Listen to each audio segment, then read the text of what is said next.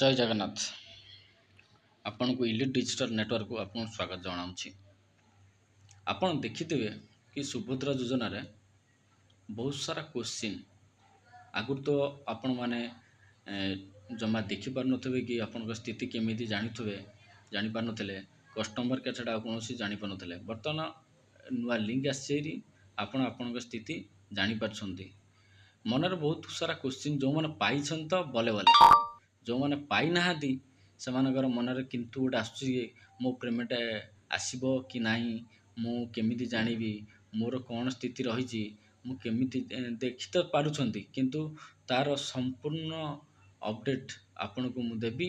ଆପଣ ଦେଖନ୍ତୁ। ମୁଁ ଭିଡ଼ିଓରେ ଦେଖେଇଥିଲି ଆପଣଙ୍କୁ କି ଆପଣ ଆପଣଙ୍କର ଆବେଦନ ସ୍ଥିତି କେମିତି ଚେକ୍ କରିବେ। ତଥାପି ମୁଁ ଆଉ ଥରେ ଦେଖେଇ ଦେଉଛି।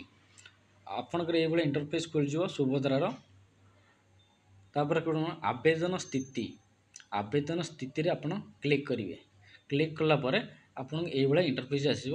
ଏଠି ଆପଣଙ୍କର ଆଧାର କାର୍ଡ଼ ନମ୍ବର ଦେବେ।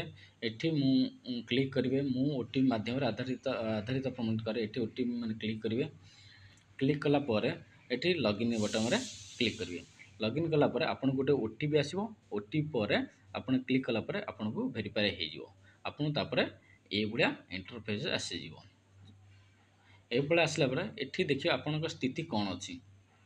ଏଠି ନାଁ ଆସିଲା, ଜନ୍ମ ତାରିଖ, ଆବେଦନ ମାନେ ଆପ୍ଲିକେସନ୍ ନମ୍ବର, ଆଧାର ନମ୍ବର, ଆବେଦନ ତାରିଖ।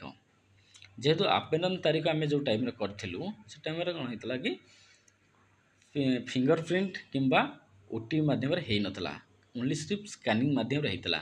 ସେ ଯେଉଁ ଲୋକମାନେ ସ୍କାନିଂ ଦ୍ୱାରା ହେଇଥିଲା ସେମାନଙ୍କର ସ୍ଥିତି କ'ଣ, EKYC ସ୍ଥିତି ପେଣ୍ଡିଂ ଅଛି। EKYC ପ୍ରକାର କିଛି ନାହିଁ।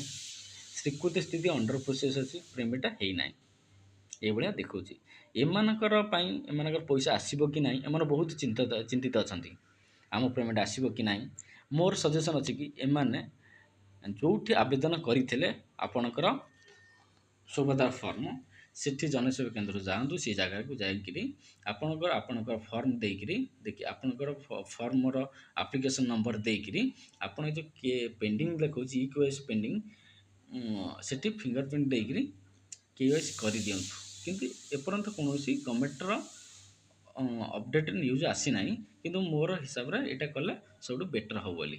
ଆପଣ ଯାଆନ୍ତୁ ନିଜ ଜନସେବା କେନ୍ଦ୍ରରେ ଯାଇକରି ଏଇଟା ସ୍ଥିତି ଯାଞ୍ଚ କରନ୍ତୁ। ନେକ୍ସଟରେ କ'ଣ ହେଇଛି ଦେଖନ୍ତୁ। ନେକ୍ସଟରେ କ'ଣ ହେଇଛି ନା EKYC ସ୍ଥିତି କମ୍ପ୍ଲିଟେଡ଼ ଅଛି। EKYC ପ୍ରକାର ଫିଙ୍ଗର ପ୍ରିଣ୍ଟ, ଯେହେତୁ ଏ ଫିଙ୍ଗର ପ୍ରିଣ୍ଟରେ କରିଥିଲା, ଆଉ କେଉଁମାନେ ଯେଉଁଟା OTP ମାଧ୍ୟମରେ କରିଥିଲେ। ଆଉ ସ୍ୱୀକୃତି ସ୍ଥିତି କ'ଣ ଲାଗିଛି, କ'ଣ ଅଣ୍ଡର ପ୍ରୋଗ୍ରେସ୍। ଏମାନଙ୍କର ପଇସା ଆସିନି, ସବୁ କମ୍ପ୍ଲିଟ୍ ଅଛି କିନ୍ତୁ ପଇସା ଆସିନାହିଁ। ଏମାନଙ୍କୁ ଚିନ୍ତା କରିବା ଦରକାର ନାହିଁ। ଆମ ନେକ୍ସଟ ଫେଜ୍ରେ ଯେଉଁ ପଇସା ଆସିବ, ଥାର୍ଡ଼ ଫେଜ୍ରେ ଯେଉଁ ପଇସା ଆସିବ ଆଙ୍କର 100% ଆସିଯିବ। ଏମାନେ ଚିନ୍ତା କରିବାର କିଛି ଆବଶ୍ୟକତା ନାହିଁ। ନେକ୍ସଟ ଫେଜ୍ କହିଛି ଦେଖନ୍ତୁ, EKYC ପେଣ୍ଡିଂ। EKYC ପ୍ରକାର ଯେହେତୁ ଏମାନେ ନା କୌଣସି ଫିଙ୍ଗର ପ୍ରିଣ୍ଟ ହେଇନି, ସ୍କାନିଂ ମାଧ୍ୟମରେ ହେଇଛି, ସେଥିପାଇଁ ତାଙ୍କର EKYC ପ୍ରକାର କିଛି ଦେଖାଉନି। କିନ୍ତୁ ସ୍ୱୀକୃତି ସ୍ଥିତି ଆପ୍ରୁଭାଲ କେମିତି ହେଲା ନା, ମୋ ଖ୍ୟାଲରେ ଏମାନଙ୍କର ରାସନ କାର୍ଡ଼ ଅଛି। ଯେଉଁମାନଙ୍କର ରାସନ କାର୍ଡ଼ ଅଛି ସେମାନେ ତ ପାଇଛନ୍ତି ଅଲରେଡ଼ି, ସେଇମାନଙ୍କ ପାଇଁ ଆପ୍ରୁଭାଲ ଅଟୋମେଟିକ୍ ହେଇଯାଇଛି। ଏଇଟା କିଛି ଭାବିବାର କିଛି ନାହିଁ, ଏମାନେ ଆପ୍ରୁଭାଲ ହେଇଯାଇଛି। ଆଉ ସ୍ୱୀକୃତି ତାରିଖ ଯେହେତୁ ଆମର 17 ତାରିଖ ପେମେଣ୍ଟ ଆସିବ, ଏମାନେ 15/9ରେ ସ୍ୱୀକୃତି କରିଦେଇଛନ୍ତି, ଆପ୍ରୁଭାଲ କରିଦେଇଛନ୍ତି।